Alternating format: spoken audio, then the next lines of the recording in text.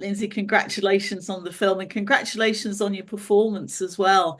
And of course, this is a film about something that can really have a devastating effect on somebody's life, as your character discovers. I know it's based on Jed, the director's own experience. I wondered if you'd found yourself in a similar situation, or indeed just a situation where perhaps you weren't able to get any sleep for a sustained period of time.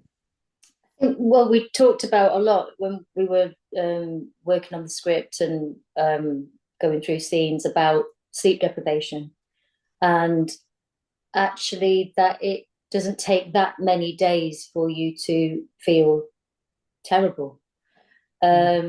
Obviously, having babies, that's that was a big thing that I could relate to in terms of like my first child. He didn't really sleep for 7 months. The second one did, but the first one just didn't sleep. He was up every hour, and I just see some like mums with prams walking around, and some of them just look completely dazed. And I think, God, we're actually nicer to people with dogs walking around and stop and talk to their dogs rather than these absolutely shattered women walking around with their prams, just looking completely like, where am I?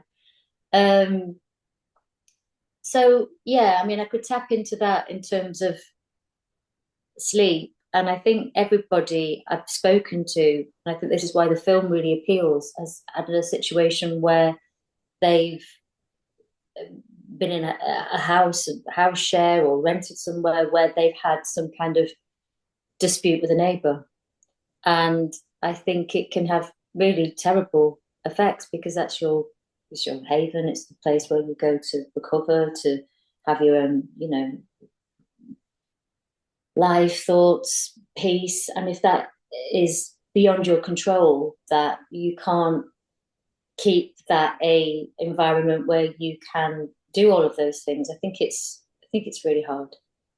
It is because, I mean, essentially, your home's sacred. It's where you're supposed to feel safest. Yeah. And to have that intrusion is shattering. So that sleep deprivation, you were able to make good use of that. That sounds terrible. In your performance. Yeah, because I mean, at one point, I remember saying to Jed, I was like, I feel like I'm maybe playing her too tired after 3 nights, and he was like, no, because you're up all night. I mean, she's up till 4:30, and then she's going to work. She's a care worker. She's trying to get through her entire day, and then it's not like she comes home, and it's not like it's one night a week. They're partying every night. Yeah.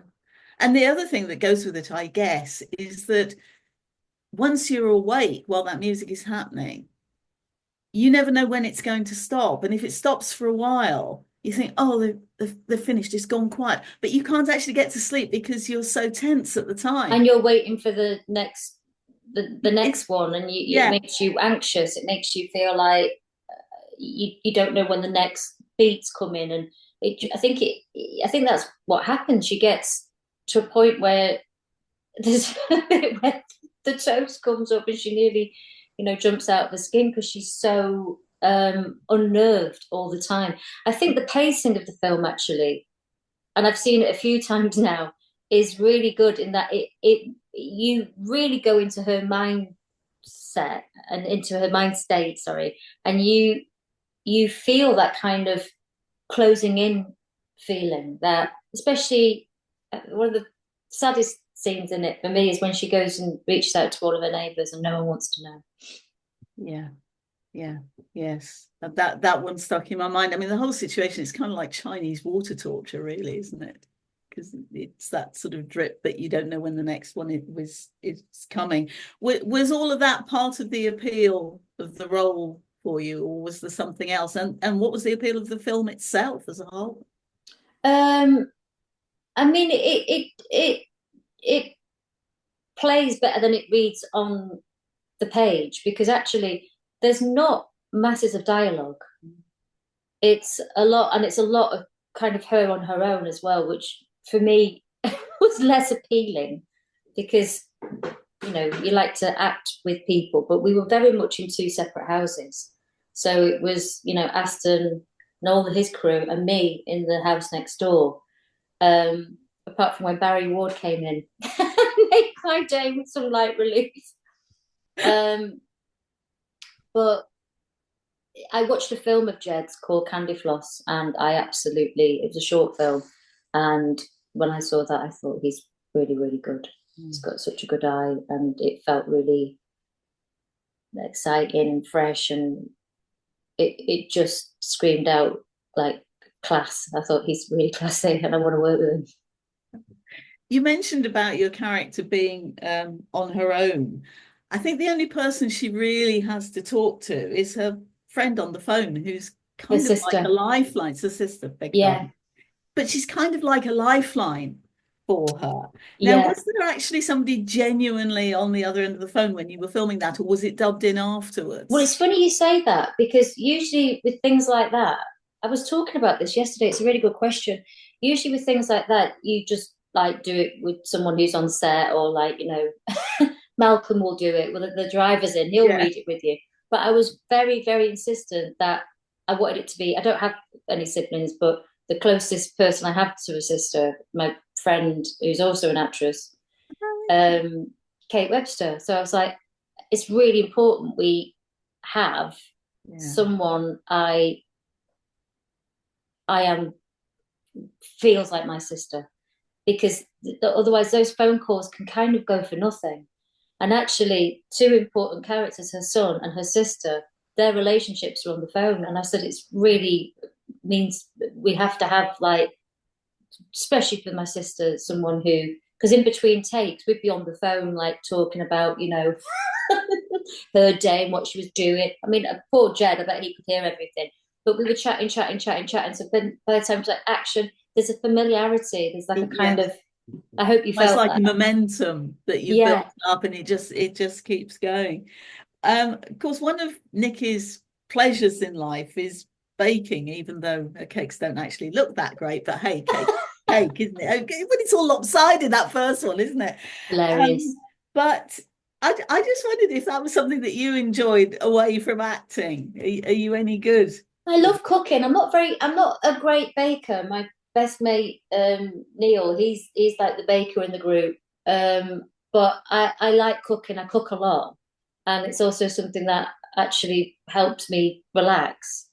But what I really liked about the cooking in the film, it's to do with her mum, and the mum and dad that have passed away. And when she was looking at the recipes, I was like, they have to be all of her mum's, because I've still got recipes from my gran, in her handwriting.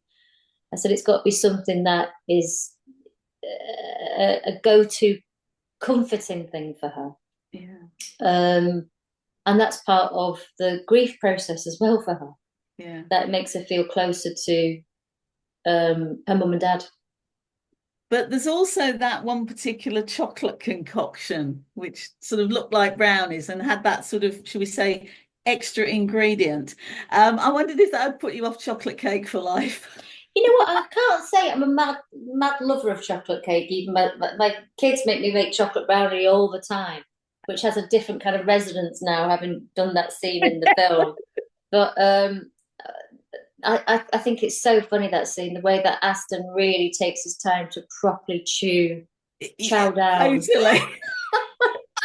right into it. It's disgusting. It is. But it's part of the humour of the film as well. Because it's actually, when I saw it as well, it's I was talking to my friend and she was like, do you think my girls would like it? And I went, I actually do, because I think it's funny. And I don't really think when we were making it, but we never really went for comedy.